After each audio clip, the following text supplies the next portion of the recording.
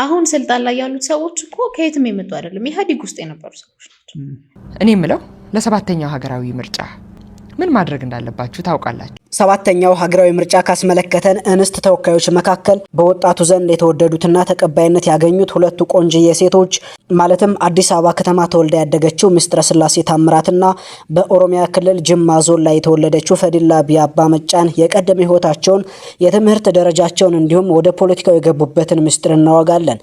ከዚህ ዝርዝር ጋር በአርሲ የተወለደችውን የቀድሞዋን መምህርት የአሁኗን የአዲስ አበባ ከንቲባ የአዳነች አቤቤ ደሶ ህይወትንም እንዳስሳለን። ላይክ እና ሰብስክራይብ በማድረግ ጀምራችሁ እስከ መጨረሻው ድረስ አብራችሁን ዝለቁ። ሚስጥረኛዋን ምስጥረ ስላሴን ቀዳሚ እናድርግ። ትውልድና እድገቷ አዲስ አበባ ከተማ ነው።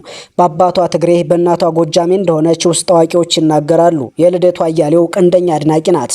ምክር እንደሚለግሳትና በውስጥ እንደሚያወሩም ትናገራለች። የባህር ዳር ዩኒቨርሲቲ የጋዜጠኝነት ምርቋ ምስጥረ ስላሴ ታምራት ደፋርና ጠያቂ ብርቱ ጋዜጠኛ፣ ደግሞም ለህዝቧ ተቆርቋሪ ወጣት ፖለቲከኛ ናት። ኢህአፓን ከመቀላቀሏ በፊት በጋዜጠኝነቷ በአሻም ቴሌቪዥን የህዝብን ብሶት እያስተጋባች ከእውነት ጎን ሆና እየሞገተች በርካታ ጫናዎች ሲደርሱባት የነበረና የተመሰከረላት ታታሪ ጋዜጠኛም ናት። በሰባተኛው ሀገራዊ ምርጫ ድንገት ክስተት የሆነችው ወጣቷ ፖለቲከኛ ምስጥረ ስላሴ ታምራት በኢትዮጵያ የፖለቲካ ታሪክ በሴቶች ዘርፍ ብዙም ታይቶ በማይታወቅ በብቃትና በድፍረት በቀጥታ የምርጫ ቅስቀሳ የቴሌቪዥን ፕሮግራም ላይ የኢህአፓን ጠንካራ የተቃውሞ ሀሳብ በማንጸባረቅ ታሪክ የጻፈችም ናት። የኢህአፓ ስራ አስኪያጅ የሆነችው ይህች ደፋር ፖለቲከኛ በቅርቡ በተደረገ የፓርቲዎች ክርክር በመድረኩ ላይ የነበሩትን የብልጽግና ፓርቲ ተወካዮችን ባላሰቡትና ባልጠበቁት ጠንካራ ሙግት በማስደንገጥ ትልቅ አሻራ ጥሎ ያለፈ ክርክር በማድረግ በአብዛኛው ኢትዮጵያዊ ወጣት አይን ውስጥ መግባት ችላለች። ሌላኛዋ ወጣት ፖለቲከኛ ፈዲላ ቢያባ መጫ ናት። የበፊቷ ኤሌመንተሪ ሚኒ ሚዲያ ተሳታፊና የጅማ የማህበረሰብ ሬዲዮ ጣቢያ ፕሮግራም አዘጋጅ፣ የአሁኗ የኮሙኒኬሽን ስትራቴጂስት እና በብልጽግና ፓርቲ ዋና መስሪያ ቤት የህዝብ ግንኙነት ቢሮ ኃላፊ እንዲሁም የብልጽግና ፓርቲ ወጣቶች ሊግ ምክትል ፕሬዝዳንት በመሆን ያገለገለች ያለች ወጣት ፖለቲከኛ ናት። በህዝብ ግንኙነት፣ በፖለቲካ ኮሙኒኬሽን እና በወጣቶች ተሳትፎ ዙሪያ ባላት ልምድ በጠቅላይ ሚኒስትር አብይ አህመድ በሚመራው የኢትዮጵያ ገዢ ፓርቲ ብልጽግና ፓርቲ ውስጥ ተጽዕኖ ፈጣሪ ከሆኑ ወጣት መሪዎች አንዷ ሆና ትታወቃለች። ያላት የዳበረ እውቀት እና ቀደምት የህዝብ ተሳትፎ ልምዷ በወቅታዊ የኢትዮጵያ ፖለቲካ ውስጥ ታዋቂ ህዝብ መሪ እንድትሆን አስችሏታል። ፈዲላ ያደገችው ከሁለት ወንድሞቿና 3 እህቶቿ ጋር ሲሆን እርሷ ለቤቱ አራተኛ ልጅ ናት። በቤተሰብ ውስጥ ካላት የልደት ቅደም ተከተል በተቃራኒ እንደ ብቸኛ ሴት ልጁ አድርጎ ከሚያያት አባቷ ጋር ልዩና ጠንካራ ትስስር ነበራት። እርሱ ይመራት፣ ይጠብቃት እንዲሁም ጥንካሬዋንና ተሰጧን እንድታገኝ ራሱን ለእሷ የሰጣት እንደነበርና የእሱ ማበረታቻ ለራሷ ላላት እምነትና ለአመራር ብቃት መሰረት እንደሆነላት ትናገራለች። እያደገች ስትሄድ በአባቷ የእንጨት ስራ ድርጅት ውስጥ አብረው በቅርብ የሰራች ሲሆን ለድርጅቱ እድገትና ቀጣይነት ከፍተኛ አስተዋጽኦ አበርክታለች።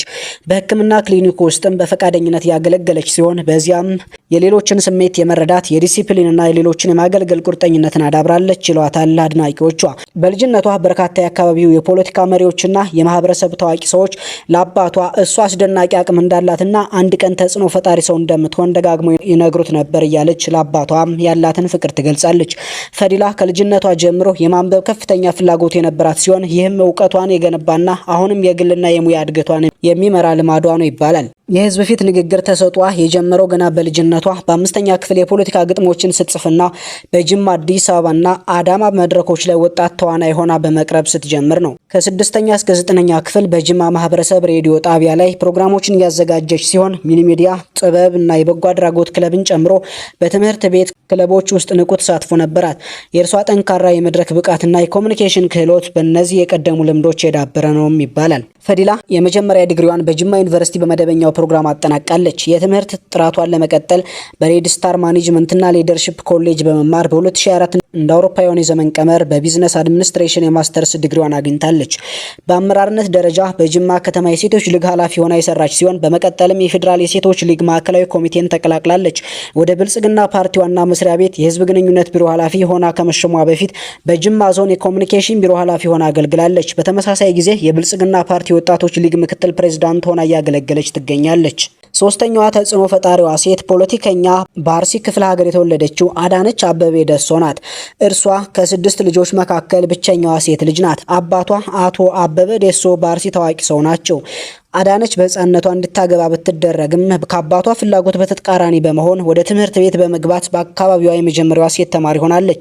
በሷ ተግባር የተደነቁት አባቷ በሴቶች ላይ የሚፈጸሙ ጥቃቶችን በሂደት እያወገዙና ሴት ልጆቻቸው ወደ ትምህርት ቤት እንዳይሄዱ የሚከለክሉ ወላጆችን መተቸት ጀመሩ።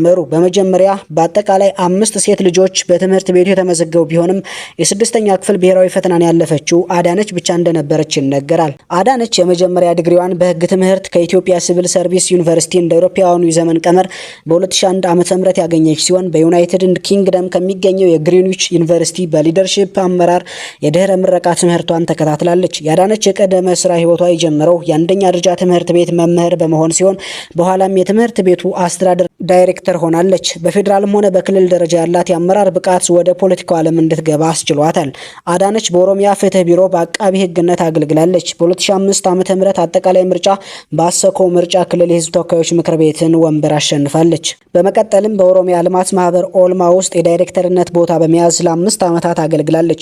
በዚያ የስራ ቆይቷ አዳነች የማህበሩን ደረጃ አሻሻለች ሲሆን የናዝሬት ከንቲባም ሆናለች። በቦታው ላይ የመጀመሪያዋ ሴት ከንቲባ እንደነበረችም ይነገራል። አብይ አህመድ ወደ ስልጣን ሲመጡ አዳነችም ወደ ፌዴራል በማደግ የገቢዎችና የጉምሩክ ባለስልጣን ሚኒስትር ሆና ያገለገለች ሲሆን ከትንሽ ጊዜ ቆይታ በኋላ በጠቅላይ ሚኒስትር አብይ አህመድ ስር የፌዴራል ጠቅላይ አቃቢ ህግ ሆና ተሾመች። ዛሬ ላይ አዳነች አቤቤ በአዲስ አበባ ከንቲባነት ቦታ ላይ የተቀመጠች የመጀመሪያዋ ሴትም ናት።